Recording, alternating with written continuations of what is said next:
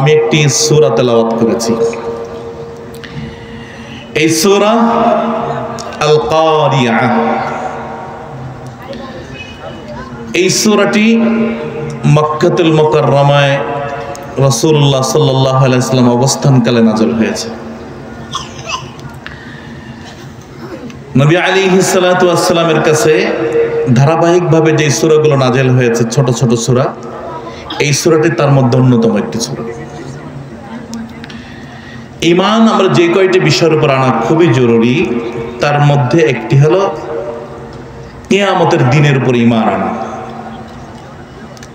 কিয়ামত হবে এই কথার উপর বিশ্বাস করা। মৌলিক কয়েকটা জিনিসের উপরে ঈমান আনতেই হবে, আপনার বিশ্বাস করতে হবে। তার মধ্যে হলো আমানতু বিল্লাহি ওয়া মালাইকাতিহি। আমানতু বিল্লাহি, আল্লাহর উপর আমি ঈমান আনিলাম। আমানতু বিল্লাহি ওয়া মালাইকাতিহি, আল্লাহ রাব্বুল আলামিনকে আমি দেখি নাই, বিশ্বাস করলাম। ওয়া মালাইকাতিহি, ফেরেশতাদেরকেও দেখি নাই, বিশ্বাস করে নিলাম। আল্লাহকে কি আমরা দেখেছি? না। বিশ্বাস করা দরকার আছে না নাই? এটা ঈমানের প্রথম ধাপ। দ্বিতীয় ধাপ ওয়া মালাইকাতিহি, ফেরেশতাদের উপরে বিশ্বাস করা। ওয়া কুতুবিহি, আল্লাহ রাব্বুল আলামিনের প্রেরিত সমস্ত কিতাবগুলোকে বিশ্বাস করা। ওয়া রাসূলিহি, সমস্ত রাসূলের উপরে ঈমান আনা। সমস্ত রাসূলগণ সত্য, সে রাসূলদের উপরে ঈমান আনা। এক আল্লাহতে বিশ্বাস করা, নবীর উপর ঈমান আনা, আসমানি কিতাব মানা, ফেরেশতা সঠিক জানা।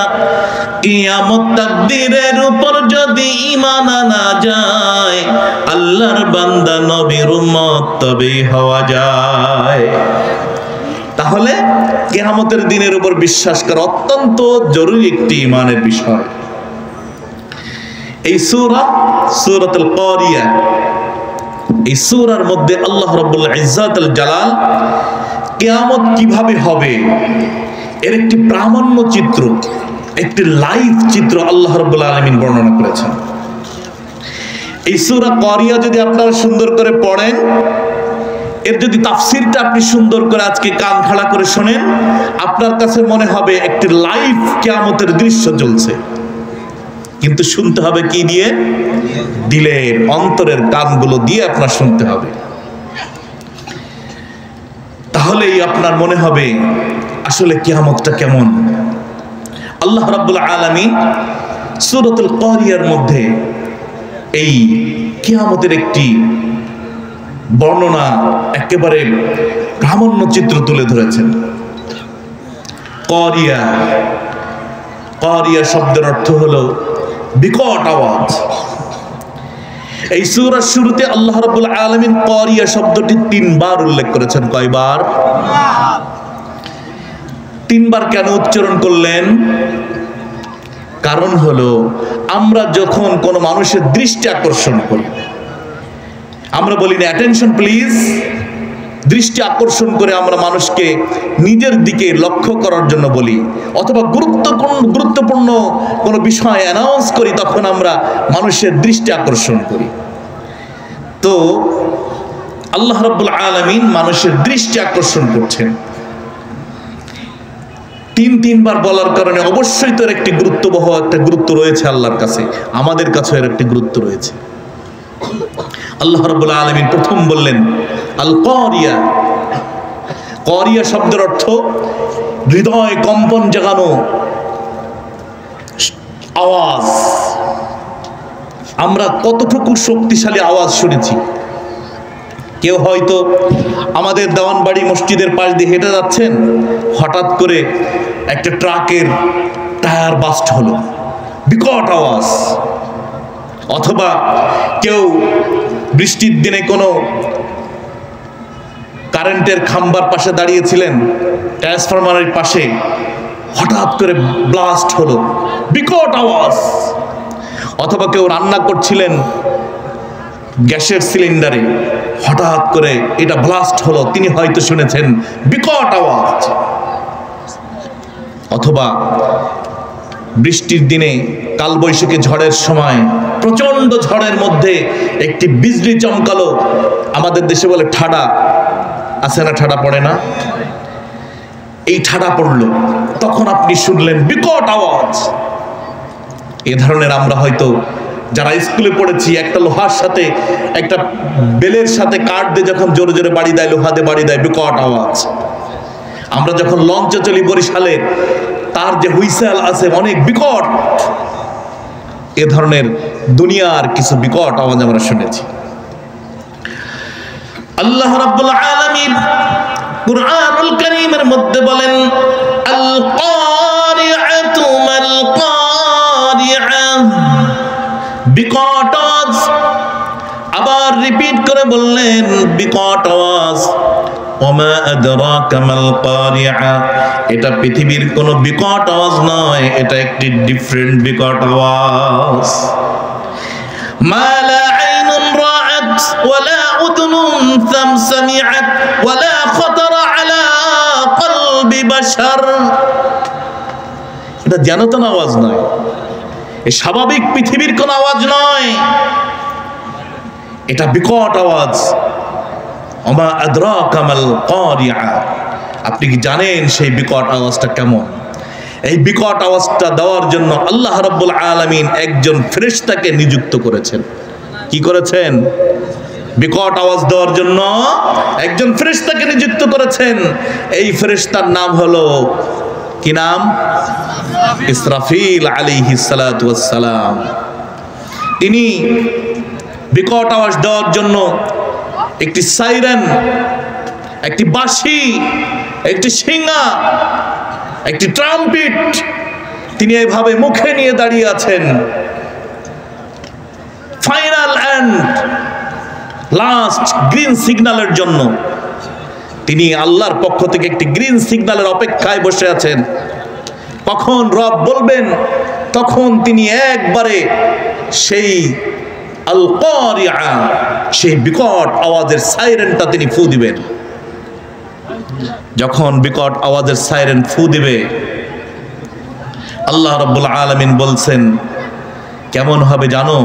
সারা পৃথিবীটা লন্ড ভন্ড, একেবারে তেত্তার বেত্তার হয়ে পৃথিবীর মানুষগুলো কাল ফারাশিল মাবসুস, একেবারে কীট পতঙ্গের মতন যেখানে সেখানে ধাক্কা খেতে লাগবে, উঠতে লাগবে, পড়তে লাগবে, কের কোনো স্থান ঠিক থাকবে না।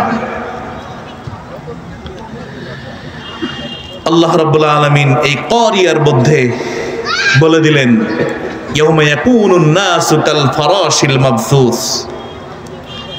ফারাশ বলা হয় পোকা, পোকা, এই যে পোকাগুলো উঠছে, দেখেন কত পোকা এসে দাঁড়িয়ে গেছে।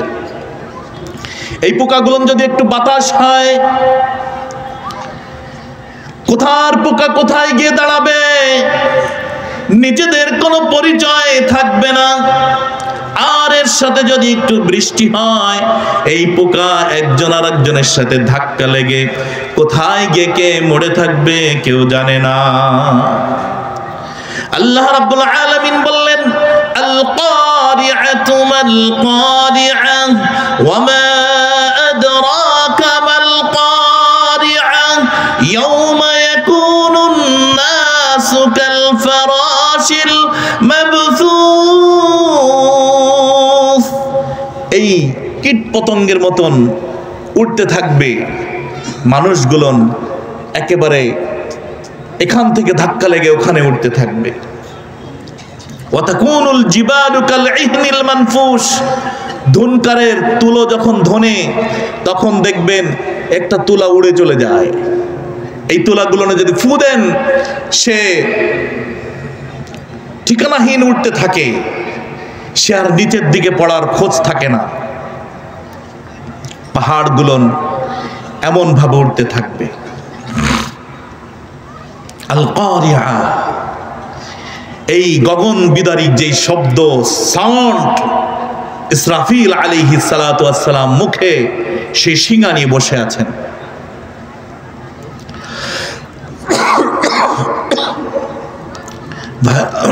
ভাইরা আমার, ইসরাফিল আলাইহিস সালাতু ওয়াস সালামকে যখন সিংহায় ফু দিতে বলবেন। আল্লাহ রাব্বুল আলামিন বলেন সারা পৃথিবী এমন একটি ঝাঁকুনি লাগবে এই শব্দে, ইযা যুলজিলাতিল আরদু জিলজালাহা, সমস্ত পৃথিবীটাকে ধরে একটা ঝাঁকুনি দেব আমি। ওয়া আখরাজাতিল আরদু আসকালাহা, পৃথিবীর তলদেশে যে ভারী জিনিসগুলো আছে সেগুলো সব উদ্গ্রীব করে দিব আমি। একটি ঝাঁকুনিতে পৃথিবীর কোন বিল্ডিং বলেন, শক্তিশালী স্থাপনা বলেন, কিছুই বেঁচে থাকবে না। আপনারা সুনামি দেখেছেন, আপনারা অগ্নিগিরি দেখেছেন, ভূমিকম্প দেখেছেন। এই কিছুদিন আগে ইন্দোনেশিয়াতে ভূমিকম্প হয়েছিল, যত বড় বড় বিল্ডিং গুলো সব ভেঙে চুরমার হয়ে গিয়েছিল। পৃথিবীর এই সামান্যতম ভূমিকম্প পৃথিবীর বিল্ডিং গুলো সহ্য করতে সক্ষম নয়, সেখানে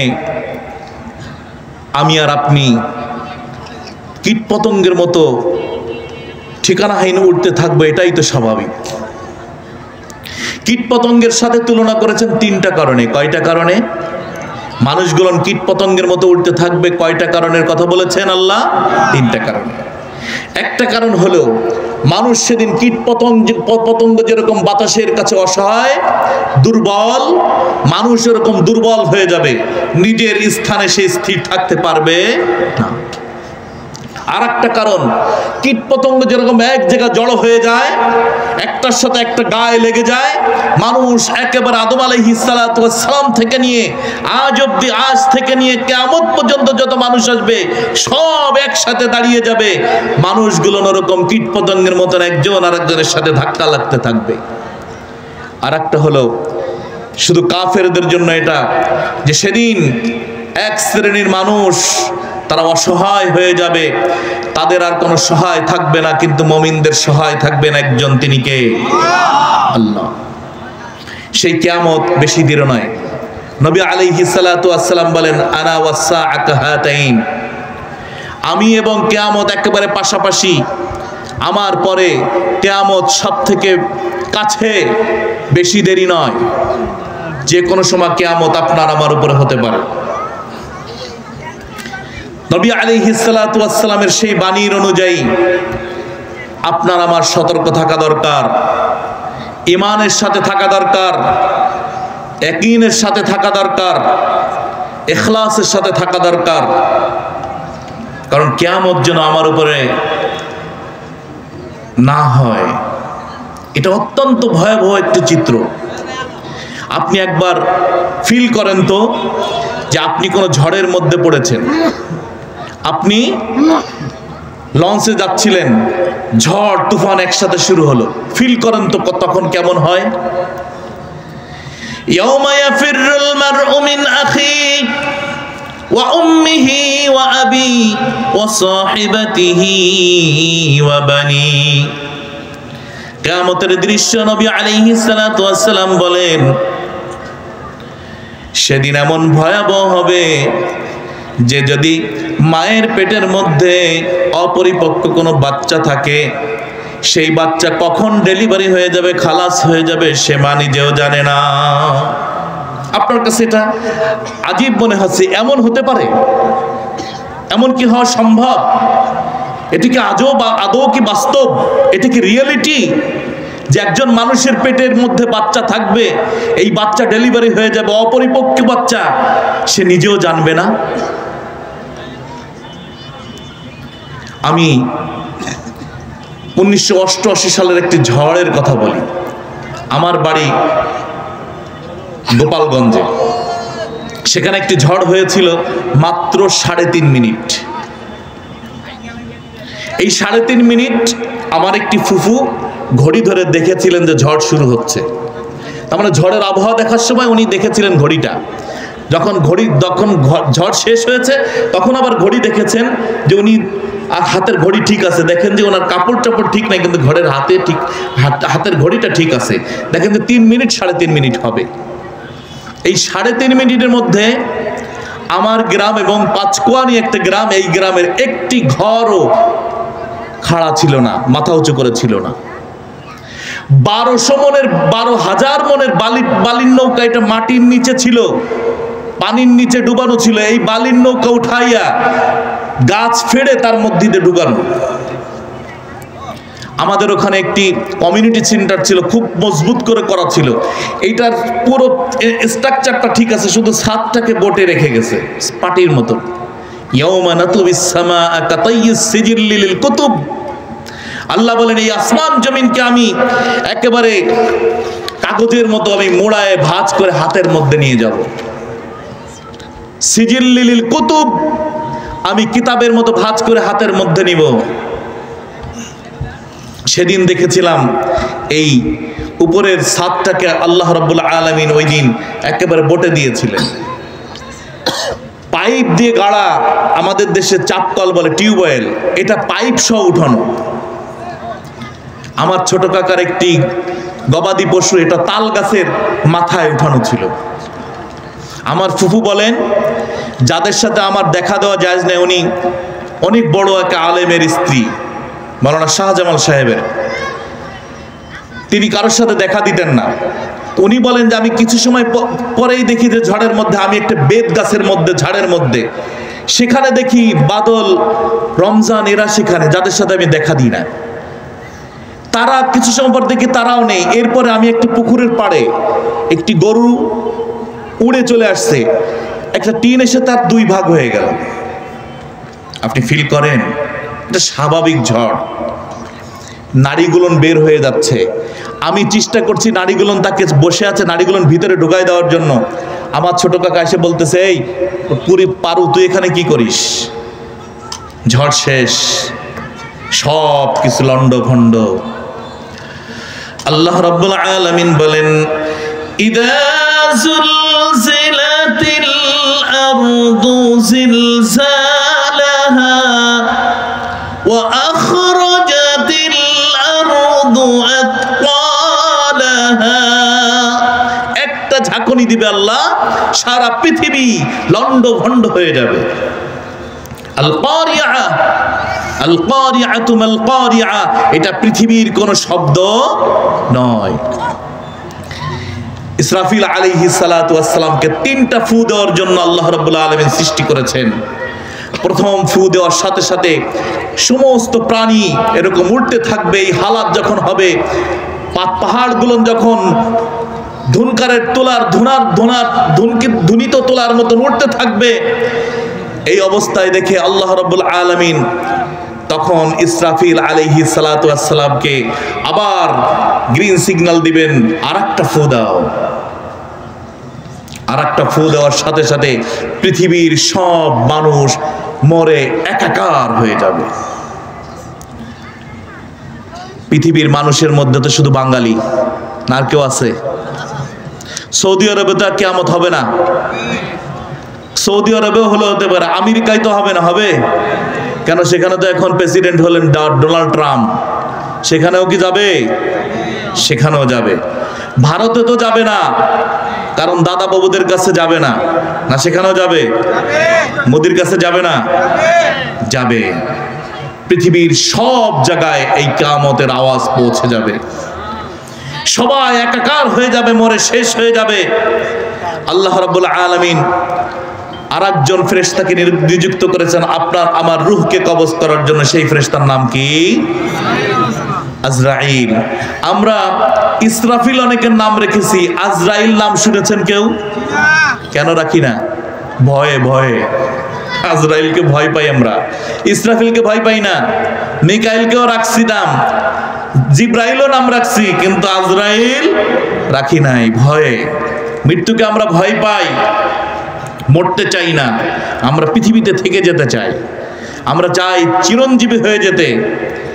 এই পৃথিবীর মোহ, পৃথিবীর এই লাল নীল রং আমাদেরকে পাগল করে দিয়েছে। আমরা বেমালুম ভুলে গিয়েছি যে আমরা পৃথিবী ছেড়ে চলে যাব। আল্লাহ রাব্বুল আলামিন বলেন, কুল্লু নাফসিন দাইকাতুল মাউত সুম্মা ইলাইনা তুরজাউন। The most certain thing in our life is death. আমাদের জীবনের একেবারে সবথেকে ডিসাইডকৃত যেই জিনিসটি সেটা হলো মৃত্যু। এই স্বাদ সকলের গ্রহণ করতে হবে।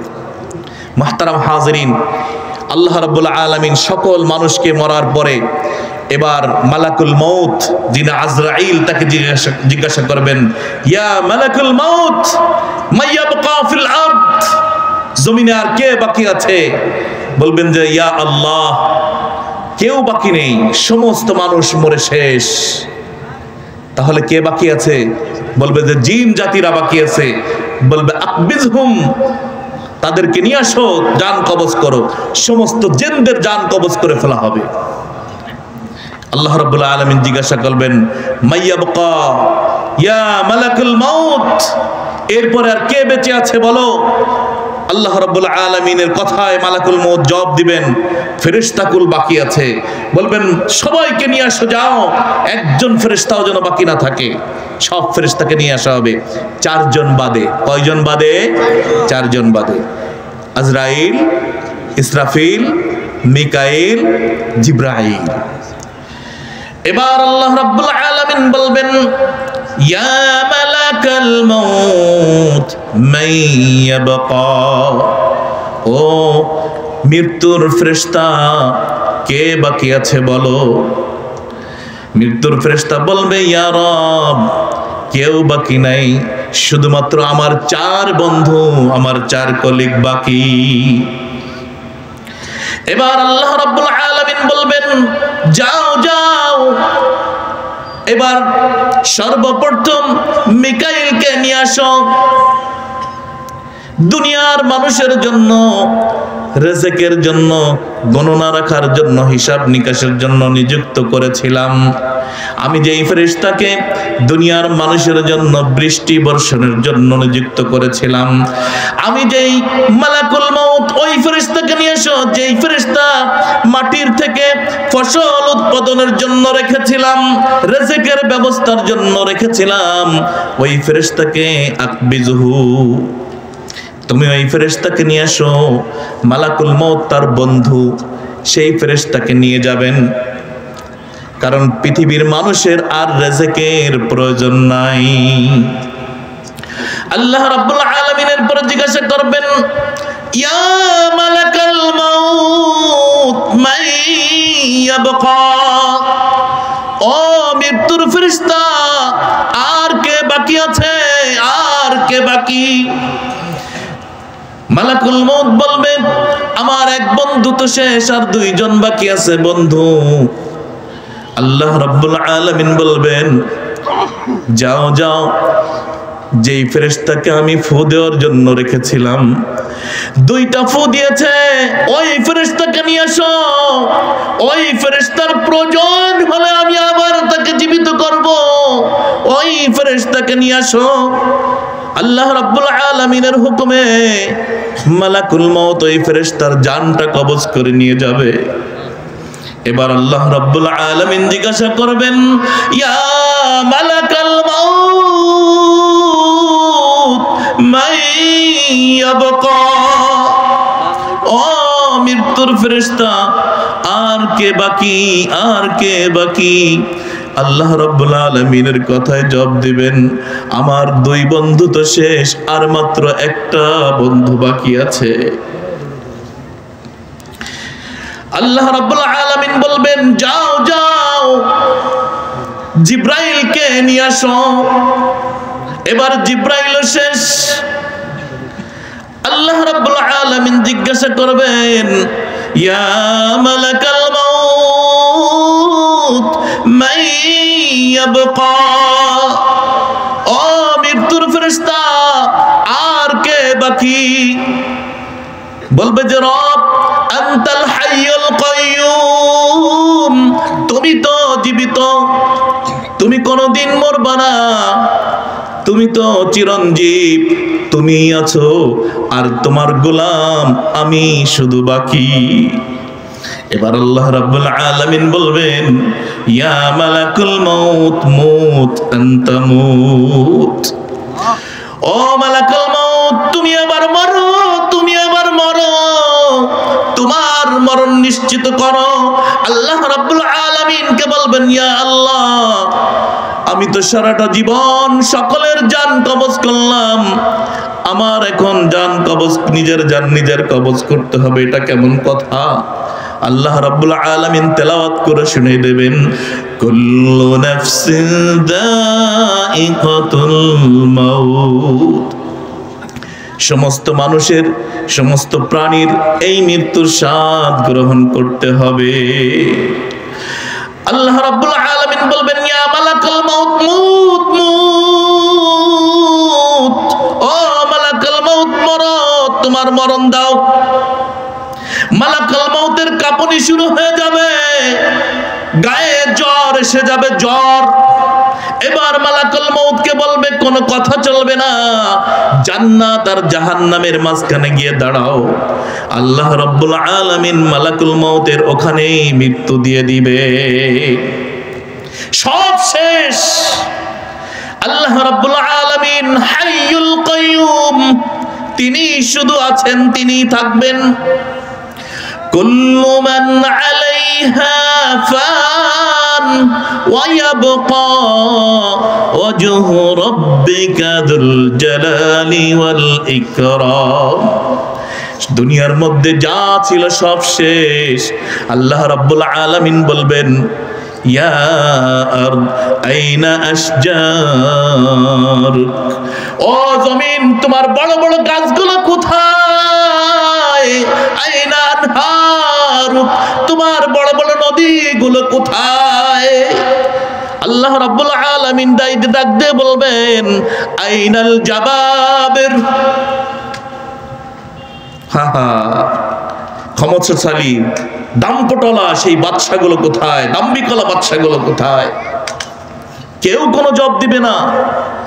আল্লাহ রাব্বুল আলামিন বলবেন, লিমানিল মুলকুল ইয়াউম, লিমানিল মুলকুল ইয়াউম, লিমানিল মুলকুল ইয়াউম, লিল্লাহিল ওয়াহিদিল কাহ্হার। আল্লাহ রাব্বুল আলামিন বলবেন, আজকে বাদশাহিত্ব কার? আজকে কোন বাদশা আছো? আজকে কোন নেতা আছো? আজকে কে আছো আমার সামনে দাঁড়াতে পারো? কেউ কোনো জবাব দেওয়ার নাই। আল্লাহ রাব্বুল আলামিন বলবেন, লিল্লাহিল ওয়াহিদিল কাহ্হার। আল্লাহ এক, তিনি শুধু আছেন, আর কেউ বেঁচে নেই। এবার আল্লাহ রাব্বুল আলামিন সর্বপ্রথম ইসরাফিলকে রূহ দিবেন সিংহায় ফুঁক দেওয়ার জন্য। কয় ফু দিবেন? কয় ফু দিবেন? ফু দিবেন কয়টা? দিয়েছেন কয়টা? আর বাকি কয়টা? একটা। এবার ইসরাফিল আলাইহিস সালাতু ওয়াস সালামকে আল্লাহ রাব্বুল আলামিন জীবিত করবেন। ইসরাফিল আলাইহিস সালাতু ওয়াস সালাম জীবিত হওয়ার সাথে সাথে সিংহাটা আবার মুখের মধ্যে নিয়ে দাঁড়াবেন। গ্রিন সিগন্যালের অপেক্ষায় আল্লাহ রাব্বুল আলামিন সিগন্যাল দেওয়ার সাথে সাথে আবার তিনি ফু দিয়ে দিবেন। একেবারে সবাই উঠে দৌড়াতে থাকবে, সবাই কিয়ামতের দিকে দৌড়াতে থাকবে, ছুটতে থাকবে। আল কারিয়া, সেই গগন বিদারী যে শব্দ, সাউন্ড, নবী হে আপনি কি জানেন সেই সাউন্ডটা কি জিনিস? ইয়াউমা ইয়াকুনুন নাসু কাল ফারাশিল মাবসুস, যেদিন মানুষ কীট পতঙ্গের মতন ছুটতে থাকবে, উঠতে থাকবে, ধাক্কা খেতে থাকবে, মানুষ স্থির থাকতে পারবে না। আল্লাহ রাব্বুল আলামিন সেই কঠিন দিনে আমাদের সকলকে নাজাতের ব্যবস্থা করে দিক, বলেন আমিন।